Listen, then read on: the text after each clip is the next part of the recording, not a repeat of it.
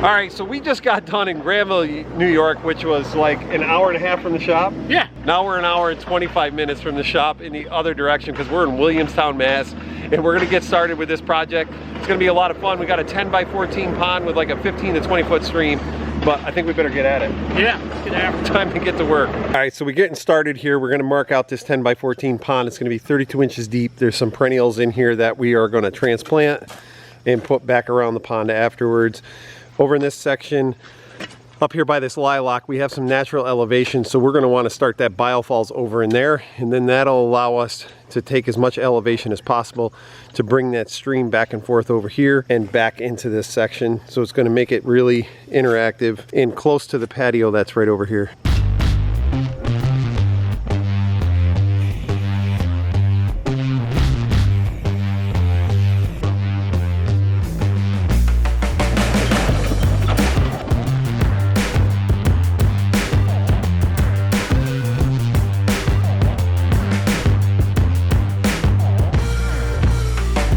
Hey Nick, you know what we should do for Jason?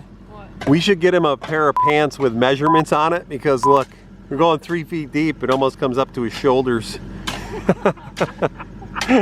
Jay, would you wear a pair of pants like that with measurements on it? No.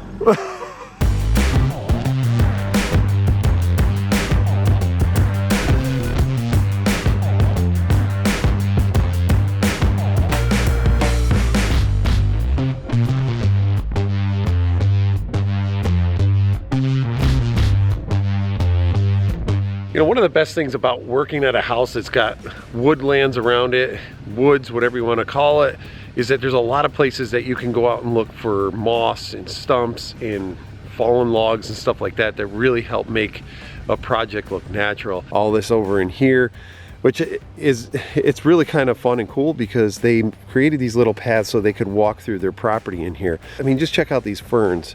All this woodland stuff, you know, these are the kind of elements that we want to introduce into our water features, but there is just tons and tons of moss and stuff in these woods. It's just beautiful. I mean, look at this old stump and blow down.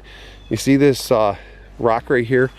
This has some beautiful fern moss on it, and if you just gently pull that up, look how easily that comes up. Touching the water in your pond, it's going to keep that moist. When you have that little bit of root system on it, it's really going to help with the growth of it. Liner is in. Time to hook up the skimmer. Ready for the skimmer, Nick? Yep.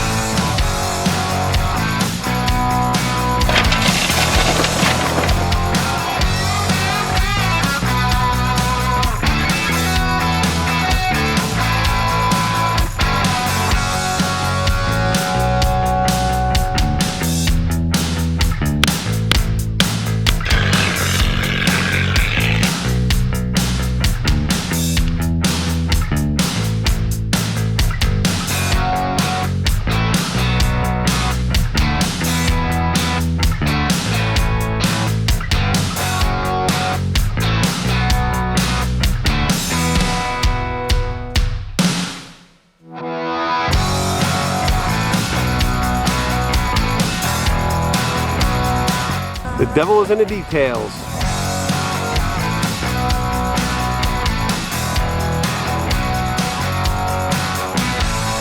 All right, I don't know about you guys, but I think we kicked some serious butt today, the three of us, don't you? Mm-hmm. Oh yeah.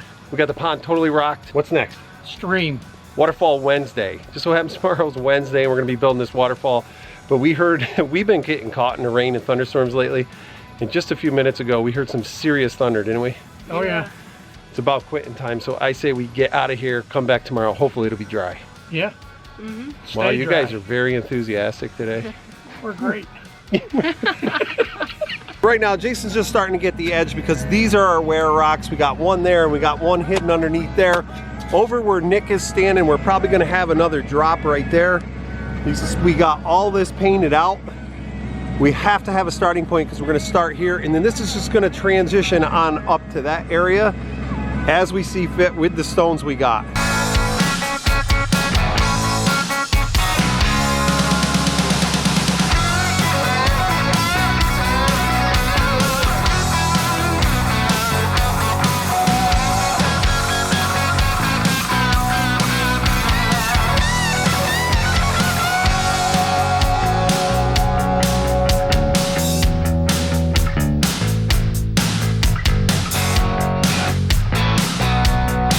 So one of my most favorite parts about building a waterfall is look at the pile of rock we have, right? We have to create a waterfall out of this, and that's what's the most fun. Is it easy? No, it's not easy. You just got to know how water runs over different types of rocks. Like this one's got a nice flat top. Later on, wait and see where we put that. This rock will lend itself for a very nice flank rock. So we can kind of get a waterfall behind that area, but it's pretty long and blocky, and it's got some cool striations in it, so we kind of want to have that in a water area. This one over here, this rock is just an animal. It's big. It's got so many different things we can do with that. I'm just gonna have to see how it fits. I got an idea, but I really don't want to tell you about it because I want you to see it in the falls when it's all said and done. And this beauty, that rock can go anywhere too. So why don't you follow along and see what we turn this pile of rock into.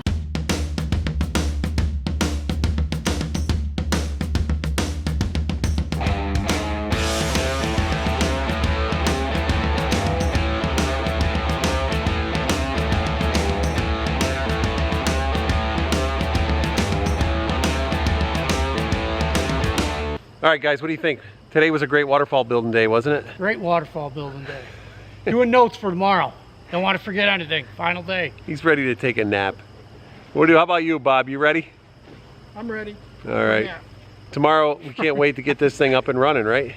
Yep. That's right. You better remember the pump, otherwise we won't be running any water. It's on my list. So we got this pond all rocked in. We got different levels over in here. And the cool part about having different shelf levels is different aquatic plants like different depths. Plus it gives a really interactive flow for the fish. There's a deeper end down in there. You don't need a huge deep end for fish to winter over and hibernate, and that's plenty big enough. You could probably get, I don't know, 12 fish in there easily at a decent size because all they do is hunker down and just their metabolism slows down, and they're able to just, you know, hibernate there. They're not really active or anything. They're not eating. So that amount of depth and size of depth is perfect for them. So we found this blowdown in the woods, and it's actually a cedar log, so that'll last for a really long time. We also found this fern by it, so I grabbed everything and we put it in here to help hide this skimmer.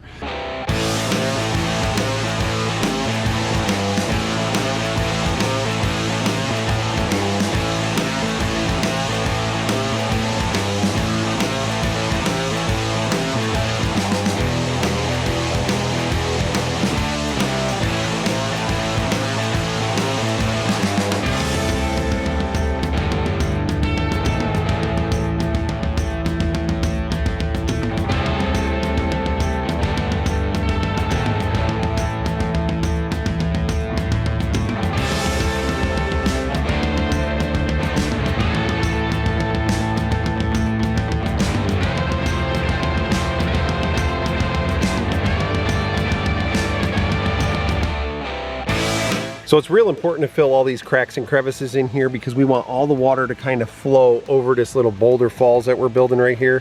It's going to be coming out of the biofalls. That's the Aquascape 2500 biofalls. We're going to have to rock all inside of that. But what we do is we leave a little bit of gap there so we can get some water to come out of that. Biofalls kind of spill a little bit before it starts going over all these wear rocks back over into here.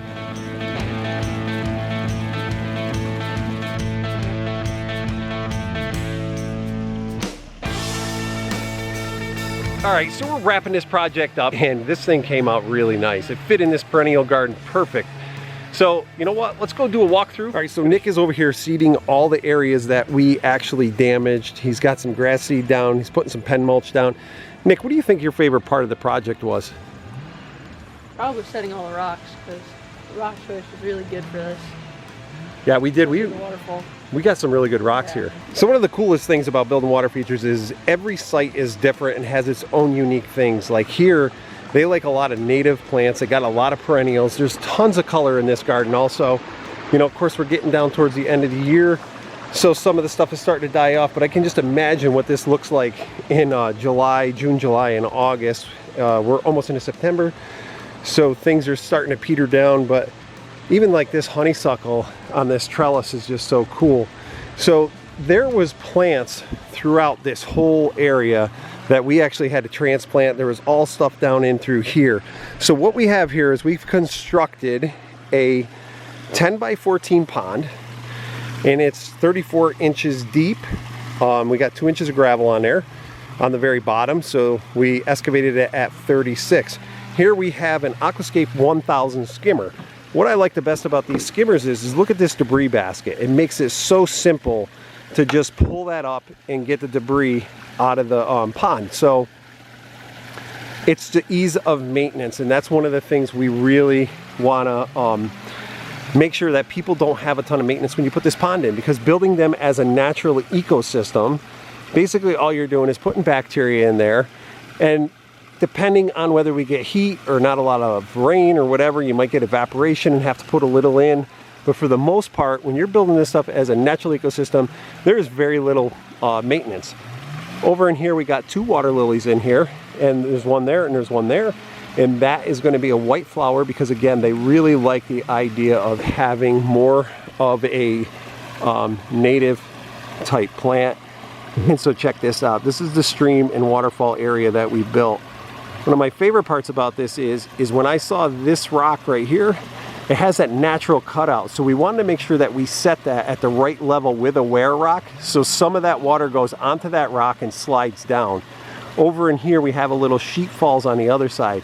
Then come on, let's go do a walkthrough on this stream, because you really got to get up close in order to appreciate what's going on over there. All right, the other thing is we found this blow down log over there in the woods, and we just kind of wanted to establish a path coming through there by the perennial garden, because we wanted everything to have that nice clean sweep. So we kind of put that in there. Once they actually already started planting their own creeping plants, because on this side, when you're doing plantings, you really don't want to block that view, so you want to go with those small creeping type plants. Over in here, remember I just told you about that beautiful rock. Look how that rock has that natural cutout right in there. And when you find stuff like that, you really need to kick it aside and use it for a waterfall. We have this other beautiful big rock that is in the center of these 2 waterfalls, so that makes it really unique. Then this one up here, I gotta explain that, is because when we were bringing that rock, that top split right off, and it created that really cool slide on that other rock. So what we decided to do is, you know, in nature, when you're walking through streams and waterfalls and stuff, you'll always see how rocks split and flip over. So that wear rock right there is actually the top of that big rock. So we kind of flipped that over. Then we created this slide area, because when I go to streams, I really like to kind of check them out and see what nature has done. And look at how thick the water goes through, and then it kind of disperses, slides down very gentle, and then comes back over into here in sort of a sheet falls, but not really.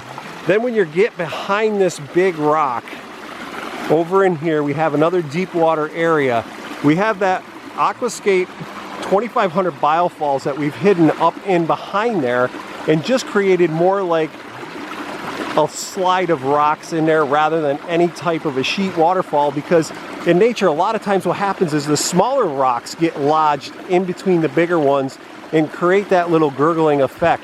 So not only are we going for sound, but we're also going for looks and aesthetics. The other thing is, you know what's really cool you can do if you're going to build your own waterfall and you're not sure how you want things to sound? What you could do is take and fill up your sink with water and take a glass, fill it up, and then you dump that glass of water into the sink. What'll happen is you'll get a totally different sound than if that's an empty sink and you dump it in. So that's my theory on the deep streams, and that's why I like to create them, is because it gives you a different, deeper sound, and it's just a great look. So that's pretty much the rundown on this. This is about a 14 to 15 foot stream on a 10 by 14 pond. So it's borderline. That's about the biggest we would want to go on this size pond right here. But the other thing too is keep in mind, like we have these big butt rocks in there. I mean, look at that one, right? You could probably get 2 or 3 people in on that. Those are the kind of things we like. And like over in here, you know, we found those stumps in the woods. We found some ferns. We put some arum in there. They wanted native cattails, so we got some native cattails over in there. There is a lotus over in this side. And then we have a few more plants here. And it looks like they've already picked out an iris that they like. So this is pretty awesome. So how did you guys find us? Well, I was kind of looking at ways to encourage wildlife into our yard, and particularly birds. And one of the things was said water features. So I started looking at water features, and actually it was when I was looking at ponds, and I saw some of your pondscapes, and it's like, those are so beautiful. So that's ended up calling you. You're the only company we called. Like, that's good to hear. And yeah, I love it. It's absolutely perfect. So how was the overall experience? You can be dead honest, say whatever you want, it doesn't matter. It's been wonderful. First of all the guys you brought out here, including yourself, have been just wonderful. Real easy to talk to, real responsive to anything that we, any kind of questions or any kind of, well, maybe we want this or what that.